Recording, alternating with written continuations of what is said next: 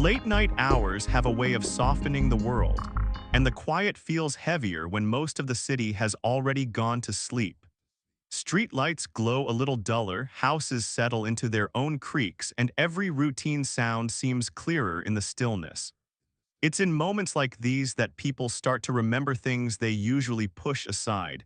The way a room feels different when you walk back into it, or how a familiar corner can look strangely unfamiliar in the dark.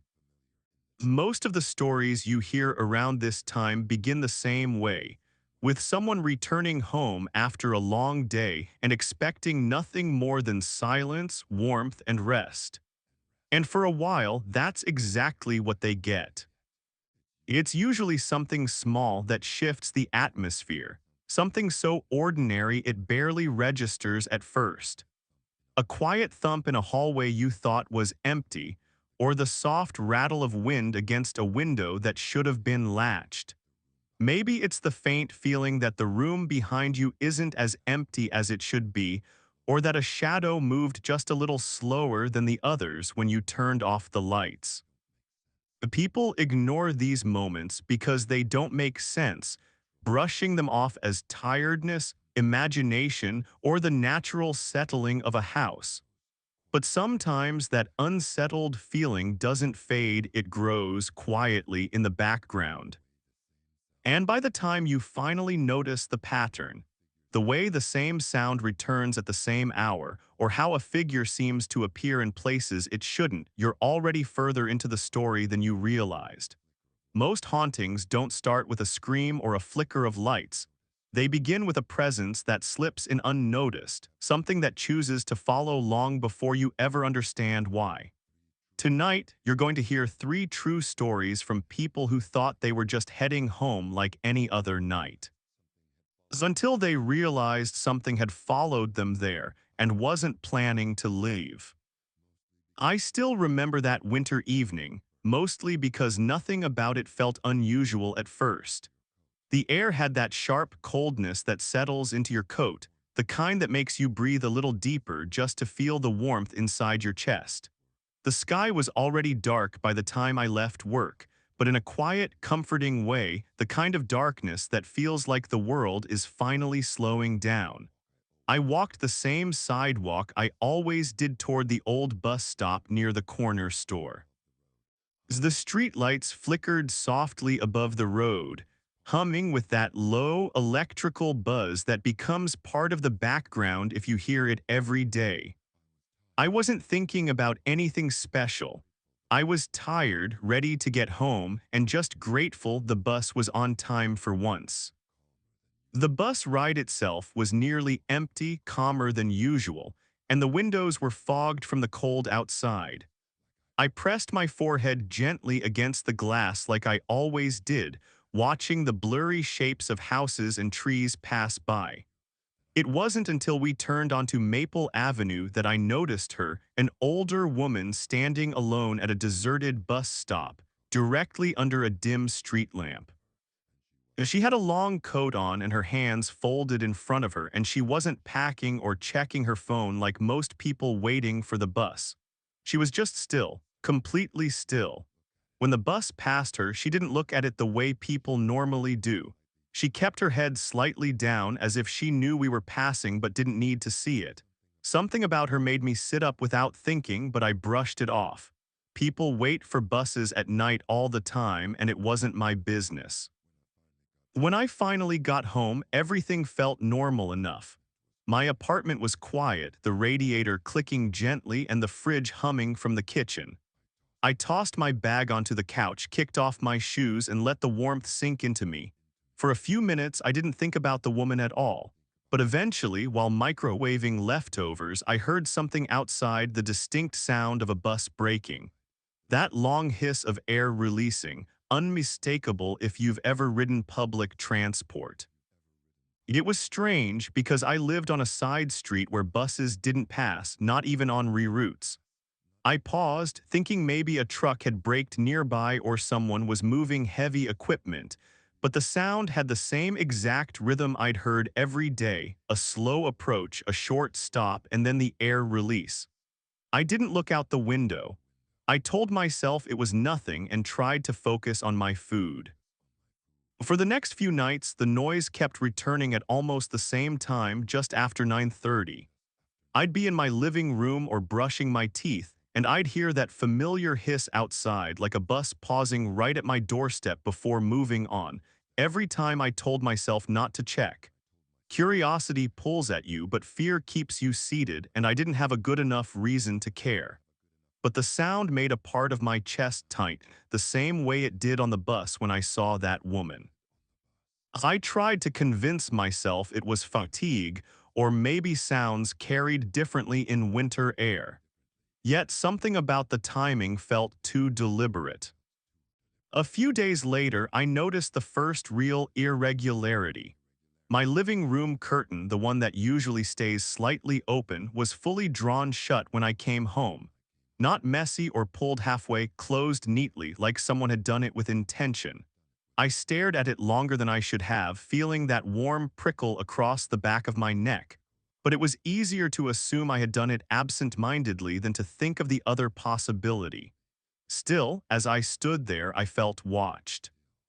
Not from inside the apartment, but from just outside the window, like someone had been standing there moments before I got home. The days blurred together after that. I'd catch glimpses of movement reflected in the darkened screen of my TV when it was off, the faintest suggestion of a figure standing near the doorway behind me. Whenever I turned around, nothing was there, just the quiet of my apartment and the subtle creaks of the old wood flooring expanding with the warmth. But I started noticing the scent of perfume, faint and powdery, drifting through rooms I hadn't walked through yet. It wasn't a scent I recognized, and it didn't linger like something sprayed recently. It came in waves, almost like someone passing by. The more I tried to ignore it, the more the house felt occupied. Sometimes I'd hear a soft shuffle near the entryway as if someone were adjusting their shoes. Other times, while lying in bed, I'd sense a shift in the air near my legs, like someone had quietly taken a seat at the edge of the mattress. It was subtle enough to question, but undeniable enough to feel real. I tried sleeping with the bedside lamp on, but it didn't help. The shadows in the corners seemed deeper with the light on, as if the walls were holding something I couldn't quite see. One night I woke up suddenly, not from a dream or noise, but from the feeling of being observed. You know how sometimes your body recognizes a presence before your eyes do? That's what it felt like. I kept my breathing steady as I adjusted to the darkness of the room. The air felt heavier than usual, colder around the edges of the bed. I didn't see her at first, I only heard that slow, familiar exhale, like the tail end of a bus's braking valve releasing, but softer. Closer. When my eyes adjusted, I noticed the faint outline of a long coat near the foot of the bed. The silhouette wasn't sharp, not fully formed, but enough to recognize the shape of someone standing there. I didn't move. I don't think I could have even if I wanted to. The room felt suspended, like every sound, every shift of the air had paused. The shape leaned slightly, not forward but to the side, as if studying me from an angle. And in that moment, something settled in my chest, the understanding that she hadn't been waiting for a bus that night. She had been waiting for someone to look at her, someone to acknowledge her presence, someone to take her with them. I didn't know why it was me, why she had chosen to follow me, but I felt it with a certainty that made my hands tremble under the blanket. The figure didn't rush toward me or do anything dramatic. She simply stayed there motionless until the air in the room slowly shifted again, growing lighter. When I blinked, she was gone. Not like she'd walked out, simply gone, the way a breath disappears into cold night air. The room warmed back to normal a few minutes later, but I didn't sleep again until the sun came up. In the days after, the bus sound stopped. The curtain stayed where I left it, the perfume faded. But sometimes, when I walk near a bus stop late at night, I get that strange tightening in my chest again. And every once in a while, in the reflection of a bus window, I see the outline of someone standing just behind me, still and patient, like she's waiting for me to return the glance I gave her on that first night. I haven't taken the Maple Avenue route since then. I don't think I ever will. Because the thing about spirits, some of them aren't tied to a place. Some of them are tied to a moment, the moment you notice them. And once they know you noticed, it's already too late to pretend you never did. I didn't think much about the strangeness of my dorm until months after I moved in.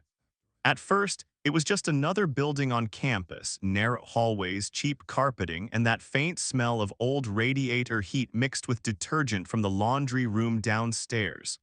My room was at the very end of the third floor, tucked into a corner that always felt a little colder than the rest of the building.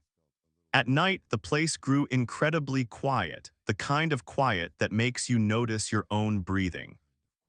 I remember liking it for the first few weeks. It felt like a small pocket of stillness in an otherwise busy semester, a spot where I could study late without interruptions. I never expected it to become a place I'd struggle to sleep in. The first irregularity happened one night after a long study session. It was just after midnight, and the hallway lights dimmed automatically at that hour, leaving the long stretch of corridor washed in a yellow, almost drowsy glow. I was unlocking my room when I glanced up and saw a tall, unmoving shadow standing at the far end of the hall. At the time, I assumed it was someone else coming back late or maybe just the way the lights were casting shapes against the wall. I didn't stare long enough to make sense of it. I just slipped into my room, shut the door quietly, and tried to forget the uneasy feeling that settled in my stomach, the feeling that the shadow had been there before I looked. For a while, things felt normal. I'd walk to the bathroom in the middle of the night, grab water from the common room, or come back from late classes without anything unusual happening. But then I started noticing footsteps behind me, not loud or rushed, but slow, measured, like someone walking a few paces back. Every time I turned around, the hallway stretched behind me completely empty. I tried telling myself it was just the building settling or my shoes echoing more than usual, but the rhythm of the steps didn't match mine.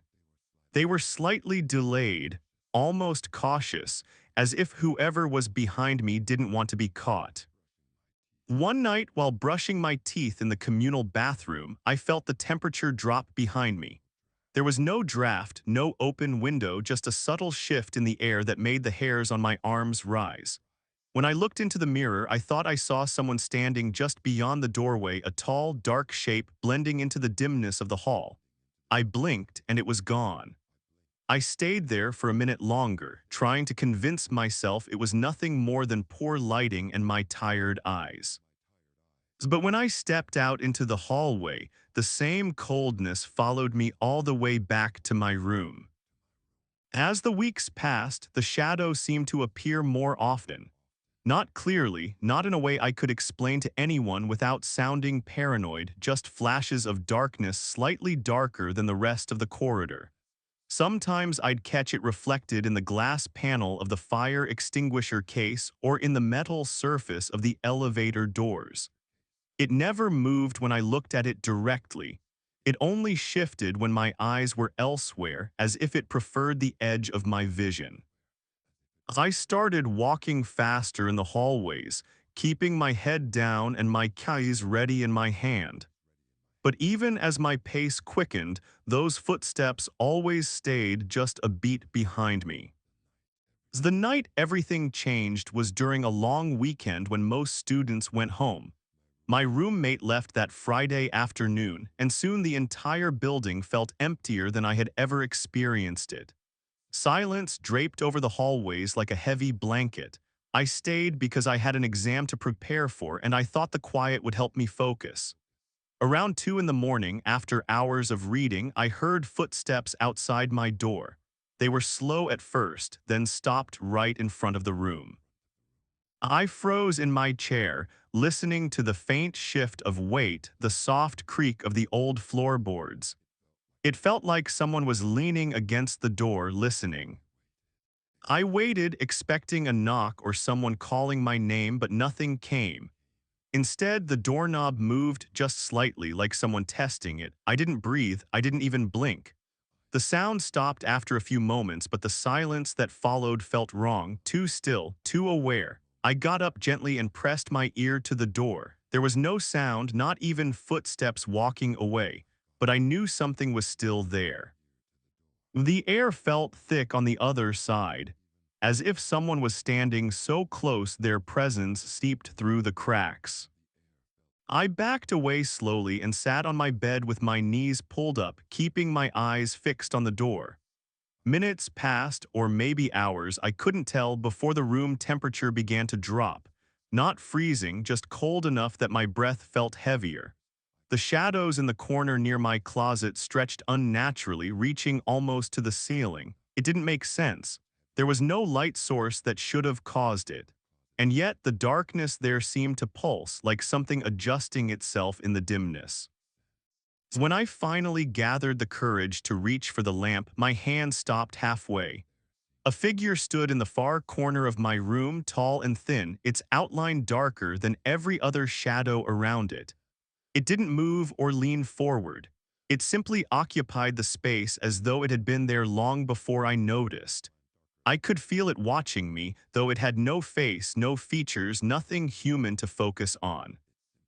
But the weight of its attention pressed against my chest, slow and suffocating, as if it was waiting for me to acknowledge it fully. I didn't scream, I didn't run. I sat there frozen until the edges of the figure began to dissolve back into the room. The darkness spread outward like a spill, thinning as it returned to the corners and walls until the shape was gone entirely. The moment it vanished, the room warmed again. My breath no longer clouded and the silence felt lighter, almost harmless. But inside, something had changed. Once you see a shadow that wasn't cast by anything real, the darkness in a room never looks the same again. I transferred dorms the next semester, moving to a newer building with brighter lights and wider hallways, but the shadow didn't stay behind. At night, when the room is especially quiet, I still hear those slow, measured footsteps outside my door, packing patiently. Sometimes I wake to see a darkness in the corner that doesn't belong, thicker and deeper than the rest of the room. It doesn't move, doesn't speak, it just waits. And the worst part is the realization I try to ignore. Maybe it didn't follow me from the dorms. Maybe it followed me home because I noticed it. And once something like that knows you see it, turning away doesn't make it disappear. I used to take late-night drives when I needed to clear my head, mostly along the quieter roads outside town where the streetlights spaced out enough that everything between them felt like open space. There was something comforting about seeing long stretches of empty road, the lines reflecting faintly under my headlights and the radio softly humming in the background. My work schedule back then was unpredictable, so leaving the house around 11 or midnight wasn't unusual for me. The cool air, the steady hum of the engine, and the quietness of those rural roads always made me feel like I could breathe better. I never felt unsafe or uneasy out there. If anything, it felt like a break from everything else. One night in early autumn, the air had just started to turn crisp, and the roads were mostly deserted. I had the windows cracked open enough to let in the earthy smell of drying leaves. The drive felt calm, familiar. I was maybe a few miles away from home when I noticed someone standing near a ditch on the right side of the road, a small figure unmoving, almost blending into the shadows. As my headlights swept across him, I saw he was a boy, maybe 8 or 9 years old, barefoot and standing so close to the edge of the road it made me instinctively slow down. What struck me wasn't that he was alone or barefoot or out that late, it was the way he was standing, completely still, facing the road. Eyes fixed on nothing, like he wasn't waiting for help or trying to flag me down.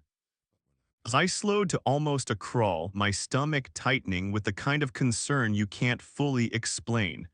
But when I passed him, he didn't turn his head or acknowledge the car at all.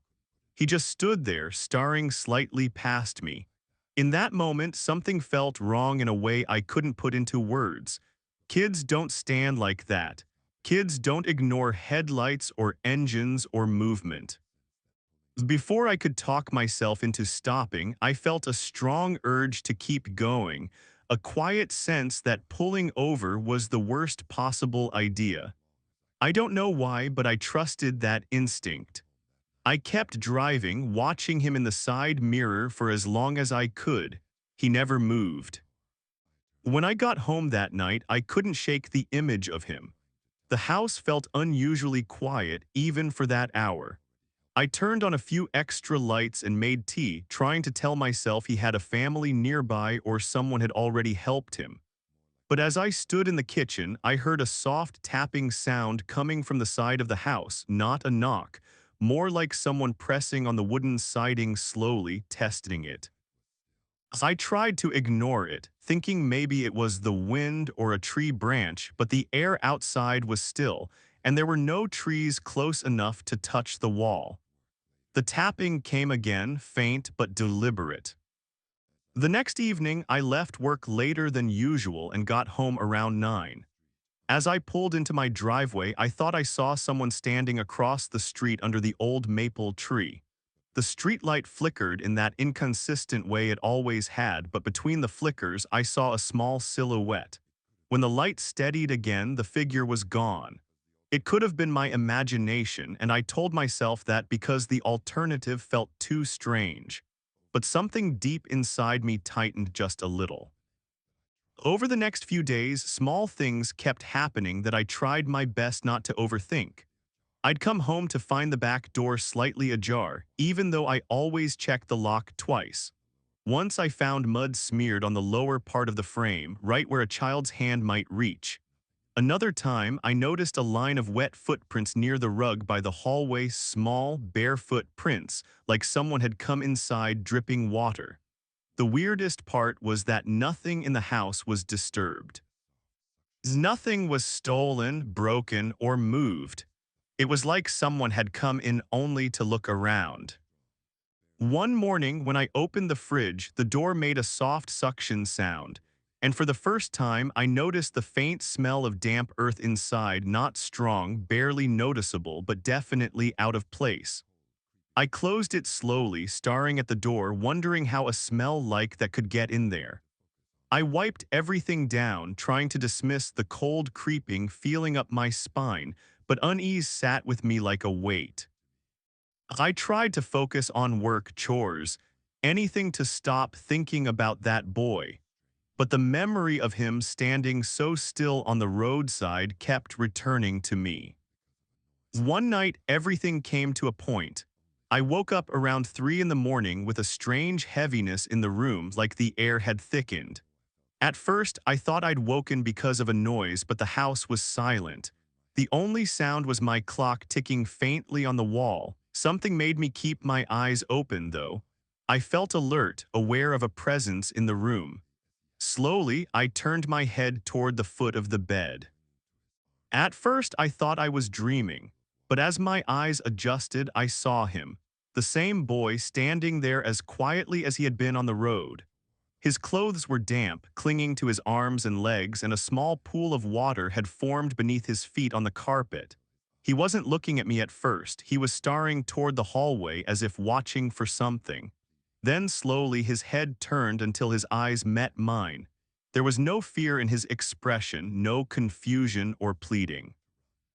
His face was blank, like he was simply observing me.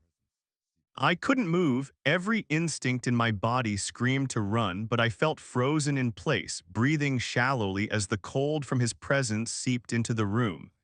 He took one slow step forward, the wet sound of his foot on the carpet too soft for how heavy it felt. My voice wouldn't come out. I couldn't ask who he was or what he wanted. I could only watch as he leaned the slightest bit, tilting his head the same way he had on the roadside. The air shifted again, subtly warming, and as I blinked, he wasn't there anymore. Just the faint outline of his wet footprints leading toward the bedroom door before they faded completely, as if they were never there at all. I stayed awake the rest of the night, sitting in the corner of the room with every light on, waiting for something else to move or breathe or shift. But the house remained silent. In the days that followed, the signs didn't stop, they just changed. Sometimes I'd wake to the distant sound of dripping water even though everything was dry. Other times I'd feel a cold rush of air pass by me when I walked down the hall like someone small had brushed past. I'd see faint reflections, a shape standing behind me in a window, a brief flash of movement in the corner of my vision, but never clear enough to confront.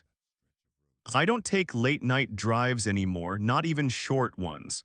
And whenever I pass that stretch of road during the day, I feel a strange tension in my chest, tightening as if warning me not to look too closely at the ditches or the shadows near the pavement.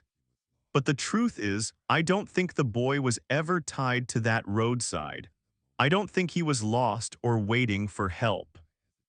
I think he was already looking for someone. And the moment I slowed down and saw him, the moment I hesitated, he found exactly who he wanted to follow home. Nights like this always leave a certain weight in the room, the kind that settles quietly after the last story fades. Listening to what others have lived through, the shadows they tried to ignore, the footsteps they pretended not to hear, the presence they hoped wouldn't follow them, it reminds us how thin the line is between safety and the unknown. Most people think home is a barrier, a place where the world outside can't reach. But sometimes the things we brush past in the dark don't stay where we left them. They remember us, they return with us, and they settle into the same silence we trust. If you felt something familiar in these stories, even the smallest echo, you're not alone. Almost everyone has a moment they don't talk about, a memory they revisit only in quiet hours, wondering if it meant more than they admitted. Fear doesn't always arrive with noise or movement. Sometimes it arrives with stillness, with a feeling at the back of the neck, with the sense that something walked a few steps behind you and never truly stopped. And for those who have ever felt that, these stories don't feel distant. They feel like reminders. If you want to hear more nights like this, you can stay close, subscribe, share these moments, return when you need a voice to fill the quiet. There will always be more stories to tell, more truths whispered by people who once thought they were safe. For now, though, let the room settle. Let the dark become just the dark again. And when you turn off the lights tonight, don't be startled by the silence that follows. Some nights are meant to stay with you long after they end. Good night.